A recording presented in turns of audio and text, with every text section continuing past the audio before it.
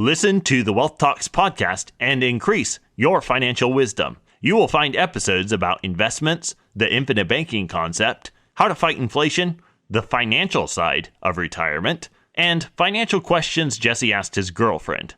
Listen to the Wealth Talks podcast on any podcast platform or watch it on YouTube. There are new episodes of the Wealth Talks podcast weekly. Search for Wealth Talks podcast online and subscribe for free. My friends, do you smoke, vape, or chew tobacco? If so, Knick Knack Naturals is here to help you crush your vice. Knick Knacks are nicotine mints that completely dissolve in your mouth. No smoke, no spit, no mess. This product is only for folks currently using nicotine products who are looking for a better alternative. Visit knickknack.com and use promo code Todd to save 15%. That's NICNAC, knickknack.com, promo code Todd. Attention, you're listening to the Todd Huff Radio Show, America's home for conservative, not bitter talk radio. Be advised that the content of this program has been documented to prevent and even cure liberalism, and listening may cause you to lean to the right.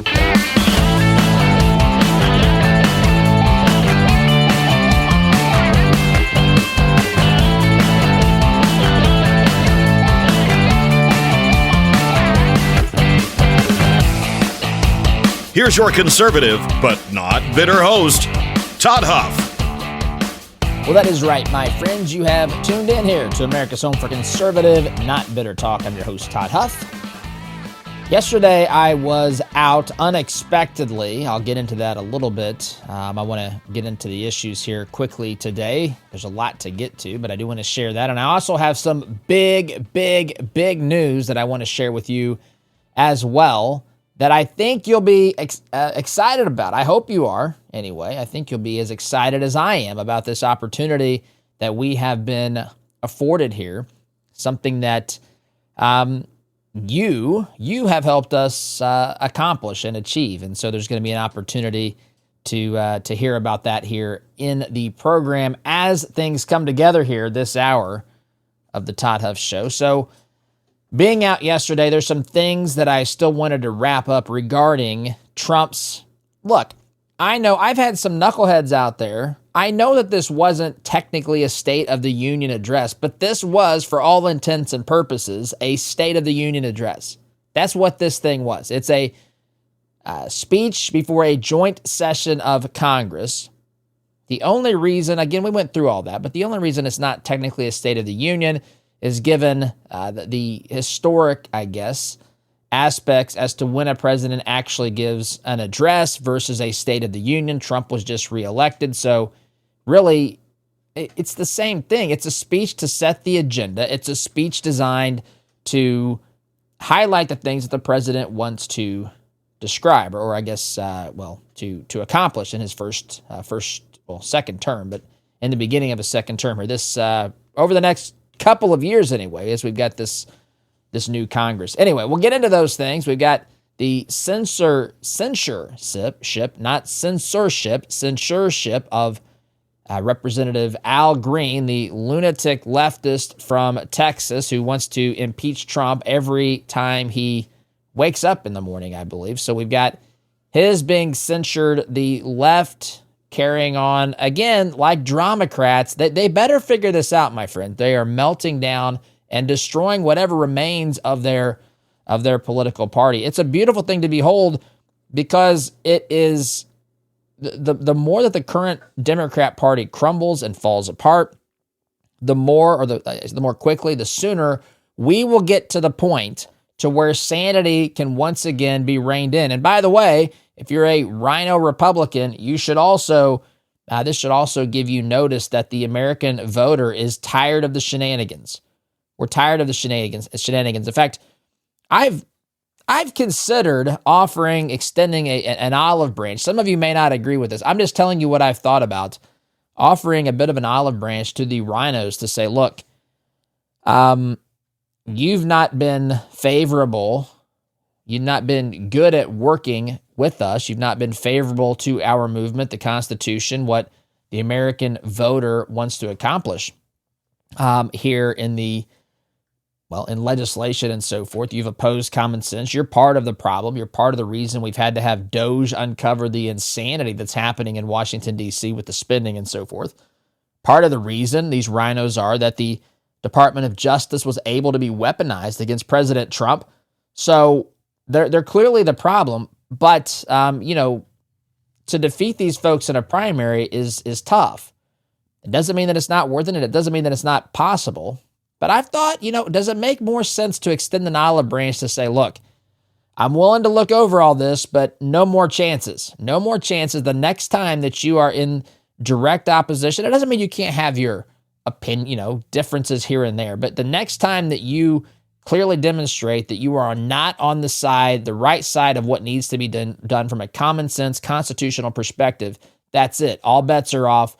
We're going to then call in and do everything we can to work with those to elect someone in a primary to get you out of office. I thought I don't know. I don't know if that's the best bet. We'll see.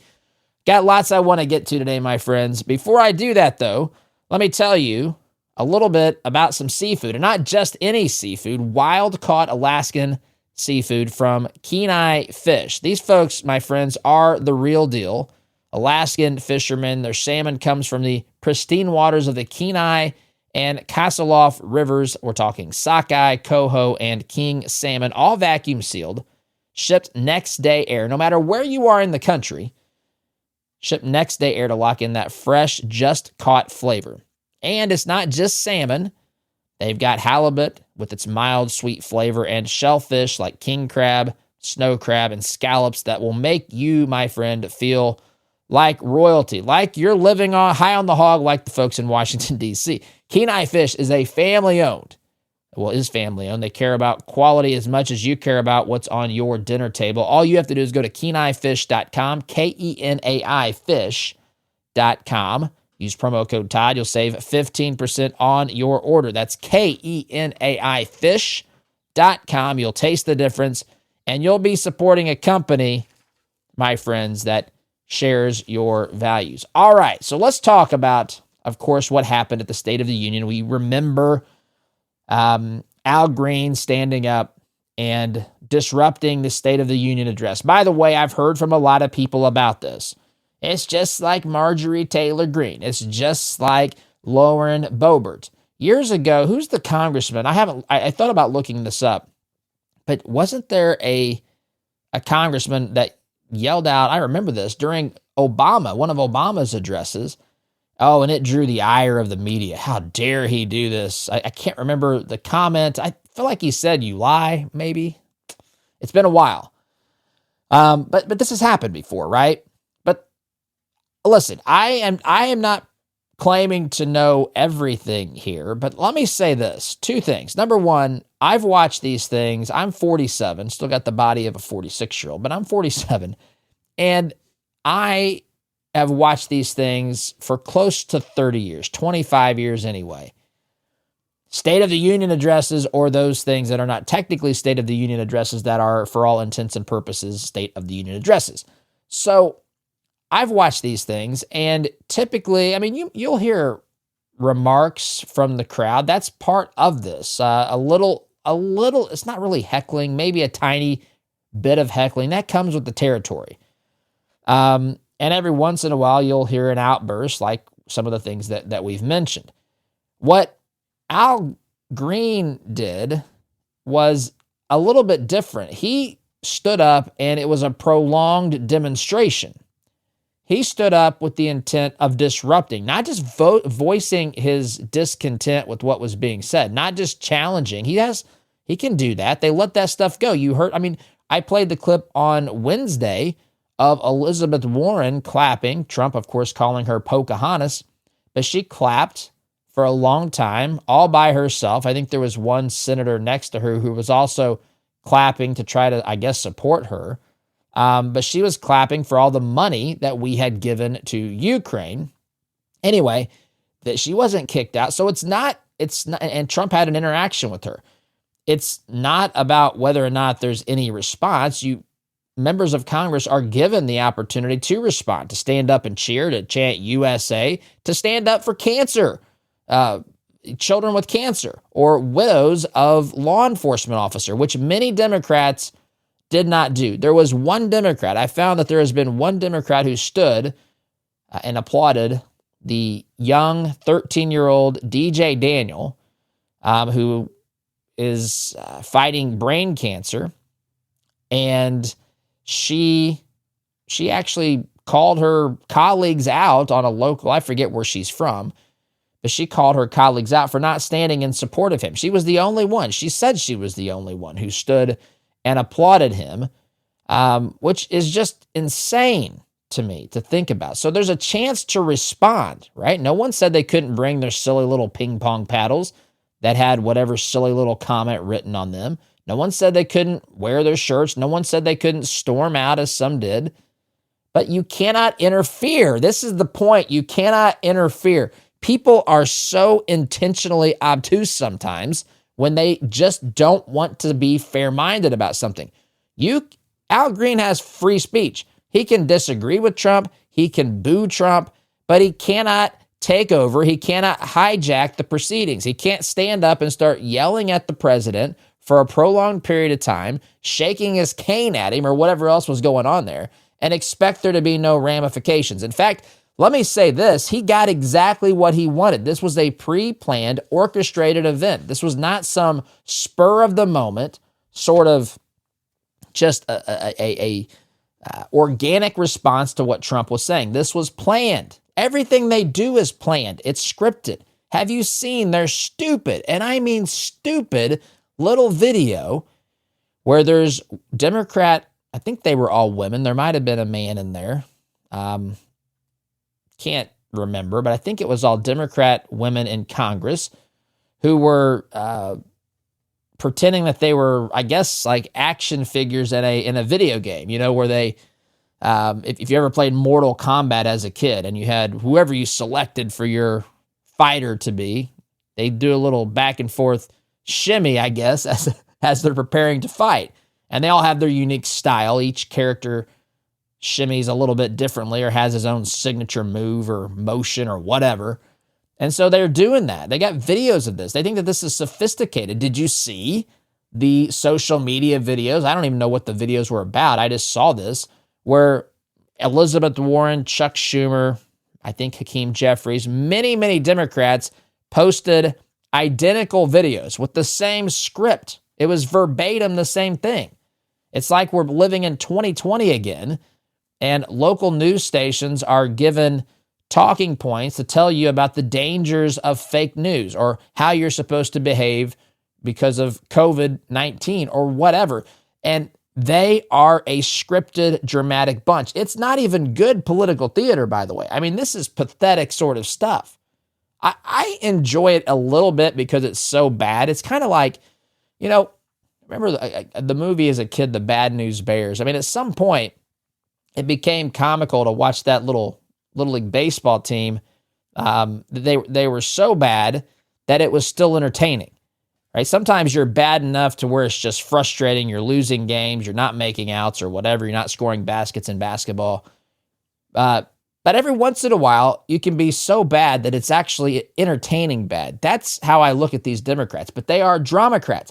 That's what I call them. I call them dramacrats because that is who they are. Al Green, from the moment he knew that this speech was scheduled, had planned to do what he did. He wanted the optics of the sergeant of arms walking up to him, physically removing him from the House floor, kicking him out. He wanted that. He wanted those optics because, why do they want the optics?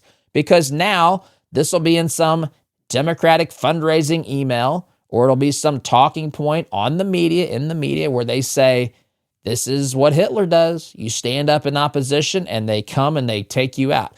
But the reality is the House of Representatives, our government, has a decorum. They have, listen, I wish sometimes they would go at it a little bit more. I watch sometimes Parliament procedures from across the pond, and it can get a little bit, you talk about heckling. There's a lot of that going on over there. And I think sometimes it should be more animated. Now, I've also seen some stupid and childish interactions and so forth between Congress people, members of Congress. I'm reminded of Marjorie Taylor Greene and Jasmine Crockett arguing, and AOC as well. What did Jasmine Crockett called her? I forget what it was. Bleach, blonde, butch built body, or something like that. Marjorie Taylor Greene insulted Jasmine Crockett for wearing fake eyelashes. AOC chimed in. I mean, she called her baby girl. So I'm not saying that, but I think sometimes there should be a little bit more back and forth just about the issues, and I'm okay with that. So I wasn't bothered that he stood up. The problem is that he continued to do it. And you have to put yourself in Mike Johnson's position, Speaker of the House. He's the one that's really running the order of this is the House chamber. He's the Speaker of the House. He's responsible for how this entire process goes, more or less. And, you know, he's aware of who the Democrats are. He knows that they engage in political theater constantly. He saw the T-shirts when they walked in. He saw their little ping pong paddles with Fire Musk written on it, or whatever stupid comment it said. Save Medicaid, as though Republicans are trying to get rid of Medicaid, when in reality, all they're trying to do is get rid of the waste and the potential fraud and the abuse that's in the system. That's what's going on. But they've got their silly ping pong paddles. They've got their shirts. He's been their T-shirts. He's been through Congress when they have impeached this guy. He's watched this stuff happen. He's watched when they knelt in the nation's capital to mourn. By the way, they mourned the death of George Floyd, could not stand and applaud Laken Riley's family, who lost a daughter, a sister, to someone that shouldn't even have been in this country, someone who murdered her. But they can kneel for George Floyd, wearing their scarves and their masks in the rotunda, I believe is where they socially distanced, of course. And so he knew this. Speaker Johnson knew this. He saw this. He knew he was on his toes. He probably had to be prepared. Okay, if the Democrats try to hijack this State of the Union address, we've got to be prepared to enforce the rules. That's all this was. This wasn't the Nazis silencing their political opposition. This was a night where a speech was supposed to be given. They could boo, they could interact with Trump, but they can't interfere with the whole thing. That's what happened, and they're pretending like it's the end of life as we know it. So the House of Representatives voted to censure Al Green. Now, this is, listen, I don't know. I've got I don't know. I don't want to say mixed feelings. I just think that we've got, this is just like saying you did something we didn't like. We don't approve of what you did. There's no teeth here. He's not, and I'm not suggesting he should be, but he's not removed from Congress. There's not any great penalty here.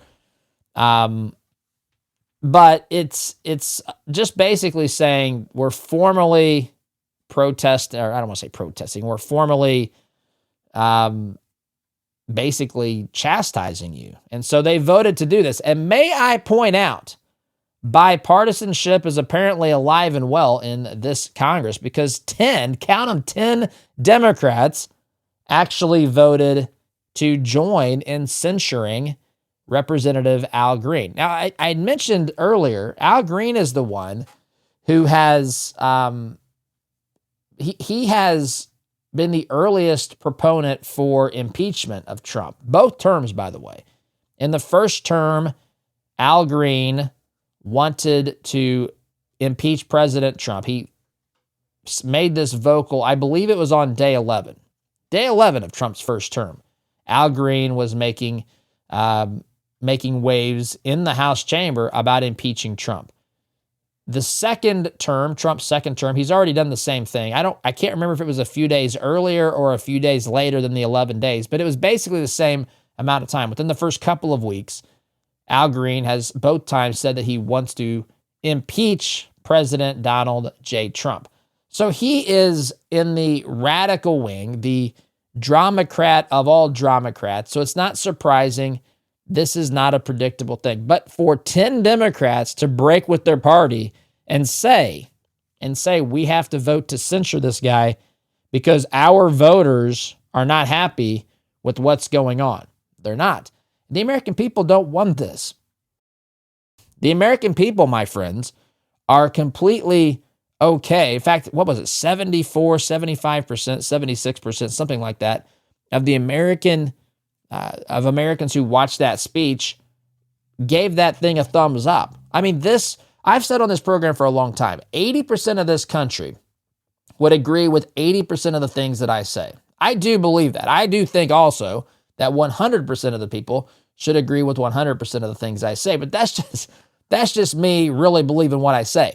But the reality is there is a lot of agreement in this country. There's a lot of agreement about stopping the waste, fraud, and abuse. There's a lot of agreement about stopping the shenanigans that's happening in Washington, D.C., about cutting the government down to size, stopping the bureaucratic state, stopping the nonsense, the stuff that's been exposed by Doge, the games that we've allowed politicians to play with us for the past 30, 40, 50, whatever it's been, years, to where they campaign on an issue. They promise us they're going to stop the issue, save the country, whatever. They get to Washington, D.C., they don't do anything about it until the next time they're up for a re-election, at which time they're more than happy to fundraise on it. They're more than happy to campaign on it, but they never fix anything. People are tired of this. They're tired of the games. They feel like they're holding the short end of the stick. People in Congress go in there. They don't have they come out much wealthier than when they go in. Sometimes they don't have much when they go in. Sometimes they have a lot when they go in. But the reality is that the vast majority of them come out wealthier than when they went in. How did they get so wealthy? I mean, people have questions about this. The only one that didn't, well, I don't want to say the only one, but the one that stands out as an obvious exception to that rule is Donald J. Trump, who they are acting like is the biggest threat of all, and people don't see it that way. The people that are in the media see it that way, or they want to try to trick people into seeing it that way. But in reality, we know that the problem are those who have been in Washington, D.C., the Al Green types. And this sort of thing is not supported. I'm going to play briefly. I don't have a lot of time. When he was censured, let's just listen to this in case you haven't heard it. Mike Johnson is calling him down before the podium to basically read the censure against him. Other Democrats come down and they sing, "We shall overcome." By its adoption of House Resolution 189, the House has resolved that Representative Al Green be censured, that Representative Al Green forthwith present himself in the well of the House of Representatives for the pronouncement of censure. He's down there. And that Representative Al Green be censured putting his hand with on his public heart. reading of this resolution by the Other Speaker. Democrats beside him. There they go. More drama. You can't hear it that well, but they're singing, "We shall overcome." The only people that need to overcome here are the American taxpayers and the American voters. The House has come to order. The House has come to order. Overcome this nonsense and The shenanigans. House has come to order. Clear the well, please. Clear the well. The House has... The well is the space there before the podium in front of the members of Congress, and he's just trying to regain order. Anyway, that's what happened in the House of Representatives, but he has been censured for his behavior on Tuesday at the joint session, the speech before a joint session of Congress, a State of the Union, and for all intents and purposes, although not technically. Anyway, and 10 Democrats actually sided with Republicans to say that they do not approve and condone of the behavior exhibited by Representative Al Green. Gotta take a break, my friend. Sit tight. Back here in just a minute. Listen to the Wealth Talks podcast and increase your financial wisdom. You will find episodes about investments, the infinite banking concept, how to fight inflation, the financial side of retirement, and financial questions Jesse asked his girlfriend. Listen to the Wealth Talks podcast on any podcast platform or watch it on YouTube. There are new episodes of the Wealth Talks podcast weekly. Search for Wealth Talks podcast online and subscribe for free.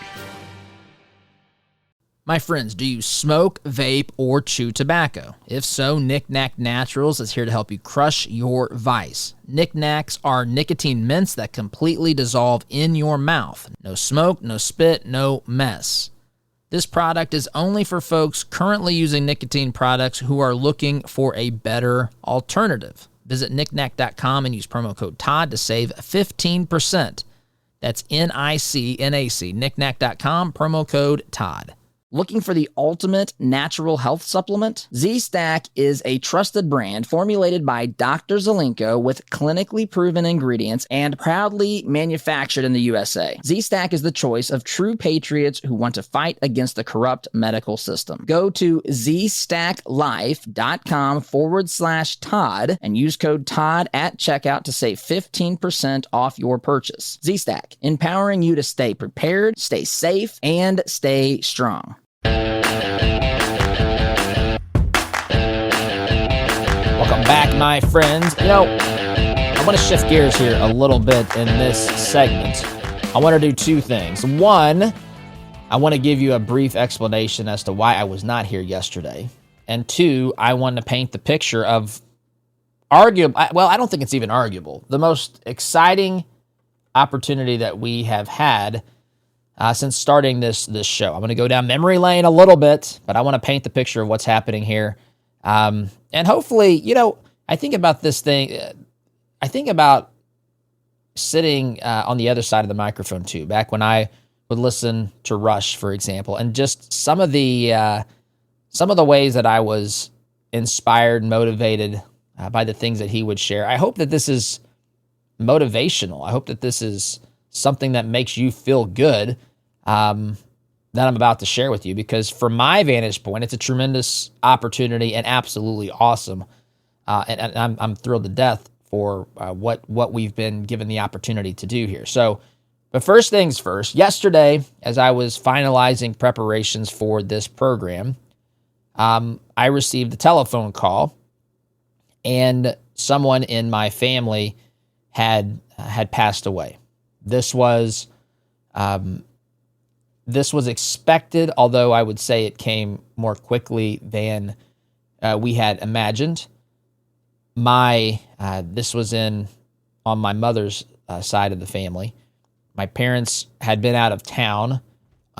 They head south for a couple of months during the colder months here, and they weren't home. The two children of my relative who passed, her children were not home yet as well. And it was just my grandma and a very close small group of relatives who were here.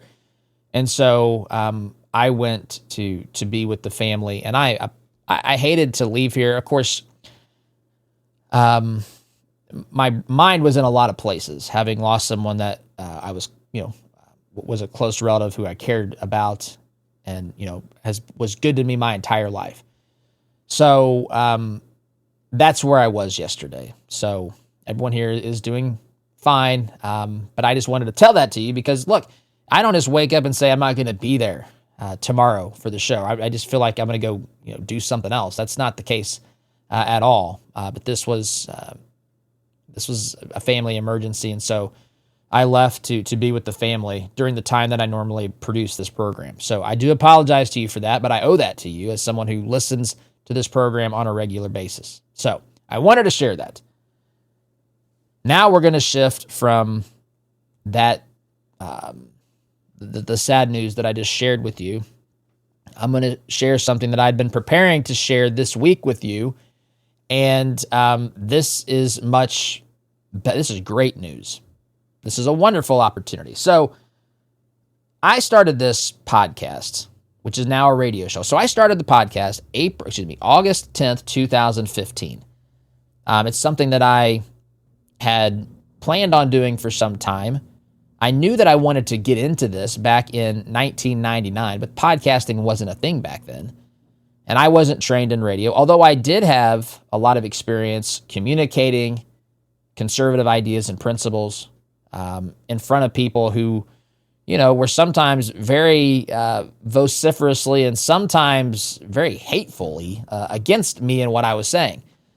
So I felt like I had the ability to communicate these things. In fact, I remember back in college, I still remember this, a guy named Chris, When we went, we spent a semester at American University. It was a pre-law program back when I was thinking about going to law school. It was still part of my undergrad at Butler, but it was a semester exchange, so I went to another school. And it was me versus the class in that environment on I think the class met 3 days a week, and then we had 2 days a week where we interned. I interned incidentally at the Christian Defense Fund, which is no longer in existence there, but that's what I did back in 1999. Boy, that's a long time ago. So I remember standing up and arguing against a lot of liberals and leftists in my classroom. And one of these classmates, his name was Chris. I remember walking to lunch with him after class, and he said, "Todd, you just have so much common sense." And I looked at him and I said, "Well, Chris, why aren't you ever agreeing with me?" Now, I liked Chris. I just don't think he ever stopped to think about it. And I learned a lot there. There's a lot of lessons that I learned there that I would share with you. Many of you have learned these as well, but I learned some of these lessons there. One of the lessons I learned was that even though there might have been 25 or 30 kids in my class, and even though I was the only one that was standing up in defense of constitutional and conservative principles, Christian values, that didn't mean that the folks that were quiet were necessarily agreeing with the other side. There might have been, sometimes it was 2, 3, 4 who were vociferously against me. Sometimes it might have been 6 or 8, but it was never 20, right? And so, but as a younger man, I don't think I completely understood that. A lot of those folks were just afraid to step up. They didn't want to take the fire that I was taking. I didn't care. I actually loved it, to be quite honest. I loved I was an athlete at the time, a football player. None of it bothered me. I mean, what bothered me was that these ideas were being either misrepresented, misunderstood, rejected, ideas of truth. And so, but he said, "You have so much common sense," to which I said, "Why aren't you in agreement with me? Why don't you stand up and say something? Why do you let me take all these arrows while you sit there agreeing with me silently? Like, I don't understand that." And I think we see that today. I think Trump has emboldened a lot of people. But in general, a lot of people who believe in these values, they just don't, they really try to follow the decorum. They really try to be respectful. And if you don't have any willingness to fight back or be a little bit provocative or a little bit like, "Hey, I'm not going to take it, just going to sit here and take it." If you don't have a little bit of that fire, you can get mowed over out there. So, but it was in that environment that I learned how to communicate and defend and explain what I believe. And so that became the groundwork for this program 25 years ago now.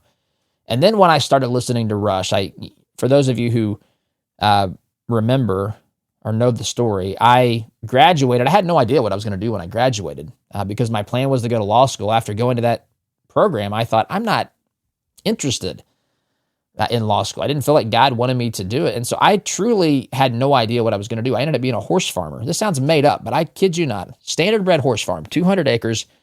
The farm, we raised racehorses. I didn't really train them. I basically worked with them when they were little, took care of the farm, that sort of stuff. Every once in a while, we would go and watch them race at Hoosier Park. Had one of them that was pretty dominant champion named Cosmic Crunch. That was his name back in the late 90s or early 2000s. Anyway, but it was on that farm because it was just me and those horses. Sometimes I had some help, but oftentimes it was just me and the horses and 200 acres of property well, about half of it we tended to.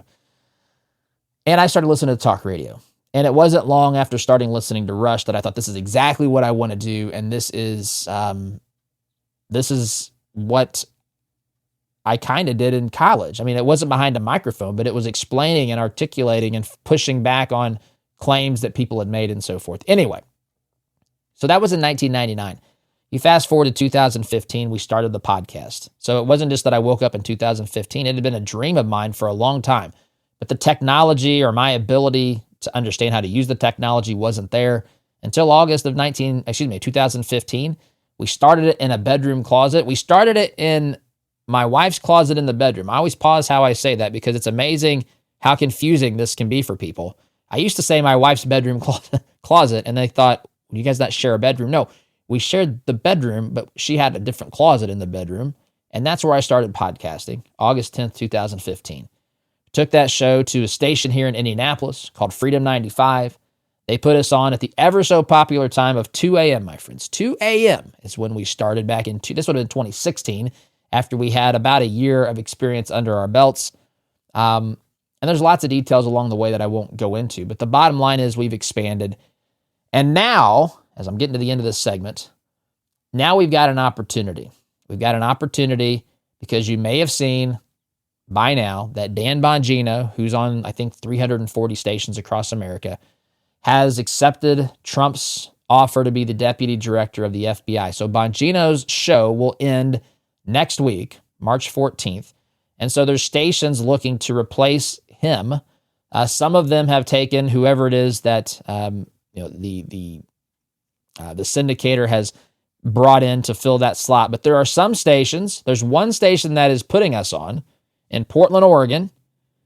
And there's another station in Atlanta that's considering this. We also have plans, I believe we'll be expanding in Las Vegas in the next couple of weeks as well.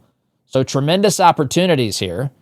But there's one hurdle I got to get over. And that is we got to do some upgrades here internally, which basically means I've got to get the show distributed on satellite, which we currently aren't doing. And so I've got everything in place. We just have to get the funds to do that. And so what we're going to do is we're going to launch a lifetime membership opportunity for you. I'll tell you about it in the next segment. And it will give you access to some bonuses and some things that we've been talking about and planning for a long time. Now is the best time to do this, and we'll help.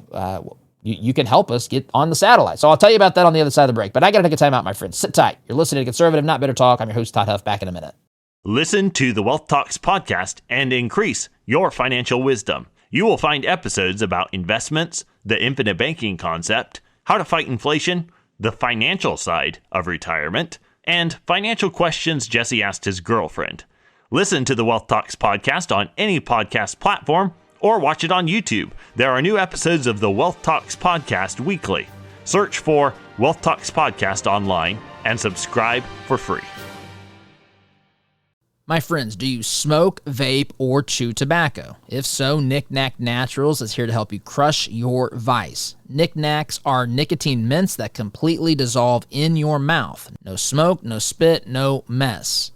This product is only for folks currently using nicotine products who are looking for a better alternative. Visit knickknack.com and use promo code Todd to save 15%. That's NICNAC, knickknack.com, promo code Todd. Looking for the ultimate natural health supplement? Z-Stack is a trusted brand formulated by Dr. Zelenko with clinically proven ingredients and proudly manufactured in the USA. Z-Stack is the choice of true patriots who want to fight against the corrupt medical system. Go to zstacklife.com/Todd and use code Todd at checkout to save 15% off your purchase. Z-Stack, empowering you to stay prepared, stay safe, and stay strong.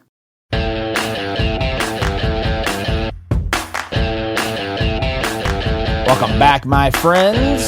So, wanted to explain what we're doing here. So, we've got the green light to be on in Portland, Oregon.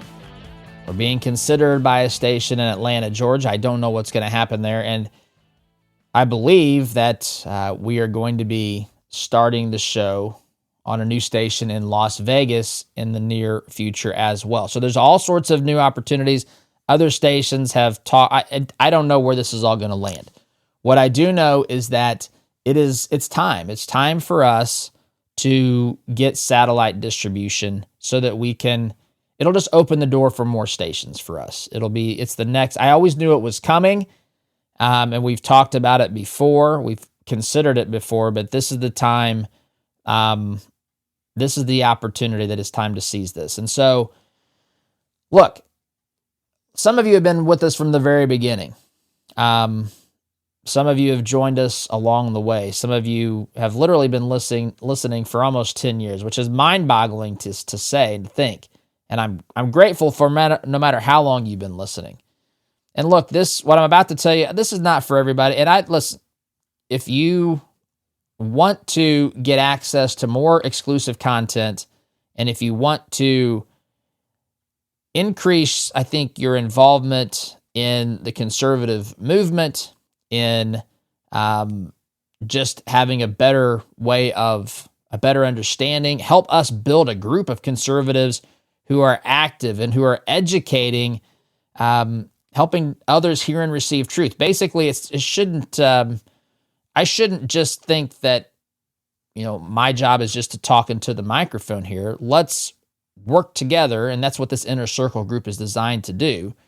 And it's designed to give people the opportunity to be better persuaders of conservative principles and values, to be better at understanding the issues, to be more effective in what we're trying to do, and we can work together more directly to where we have a group. And so there will be things. This is something we're going to launch later in the spring, but we're looking for the founding members. And I'm looking for 30 right now is what I'm looking for. 30, that's all we're looking. I mean, we'll take more.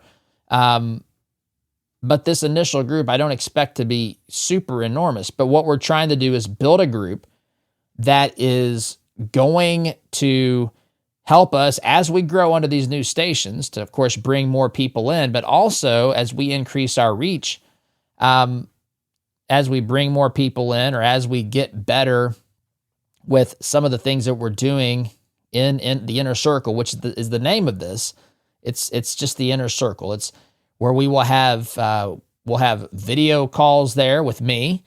We'll have, it's probably going to be, as much as I hate to say this, is probably going to be a Facebook group. It'll be some sort of a social media platform where there's several things that we've considered, and it might change as we learn things, but a place where we can network and, again, move the conservative needle forward, not just have and I'm not saying that it's just intellectual in here. I mean, we talk about things that you can do. Many of you do things anyway, but it's an opportunity to basically to organize, to give some more structure. There'll be some exclusive video content and some other things that we're going to do there. I'm ready to do this now. Believe me, listen, you got to be a little bit understanding with me. I started this thing in a closet, and I am pulled in 4,000 different directions with this. But there are some things you may have noticed if you followed us on social media. There's some things that we've figured out. I've got the streaming stuff down. We can get more video stuff done. I'm more active on social media. Not that, but there will be that component, and we'll be teaching and educating and inspiring and working together. And this group of 30 or whatever this first initial group of founders are, we're going to then work together to advance conservatism. The mission of this program is to help others hear and receive truth. So that's what we're going to do. A lifetime membership. So as long as you're here and as long as the program is running, you're a member. It's a one-time fee of $99, or if you prefer, if you don't have $99, we'll do $10 a month for 12 months, and you're a lifetime member. Nothing else. That is the founding members group. That's what we're going to do. You're going to have access to that program. You're going to be a part of the program. You're going to help us build and develop the program. I mean, I'm looking for people to help us moderate the discussion groups. I mean, there are chances and opportunities to work together to really make this into something where we can make a substantial difference. I mean, I've got all sorts of ideas. Maybe you do too. This is where we can get together and work those things out and really make a difference. And if you become a member and choose the one-time option of paying the $99, I'll give you a welcome phone call, a one-on-one welcome phone call with me, which who can say no to that, right? But a one-on-one welcome phone call just to say thank you, to welcome you, to get your thoughts, and to get started on making something here that makes a difference. So as I'm getting to the end here, and we'll post this elsewhere, there'll be emails and so forth, but in order to do this, where you're going to go, you can do two things. You can text JOIN, the word JOIN. Sorry about that. Text JOIN to 317-210-2830, or you can visit toddhuffshow.com/join. So again, you can text the word join if you're interested to 317-210-2830 or visit toddhuffshow.com/join. Text join to 317-210-2830 or toddhuffshow.com/join. Gotta go, SDG.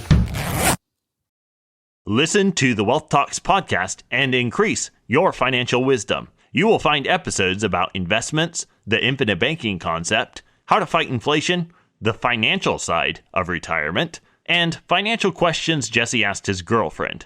Listen to the Wealth Talks podcast on any podcast platform or watch it on YouTube. There are new episodes of the Wealth Talks podcast weekly.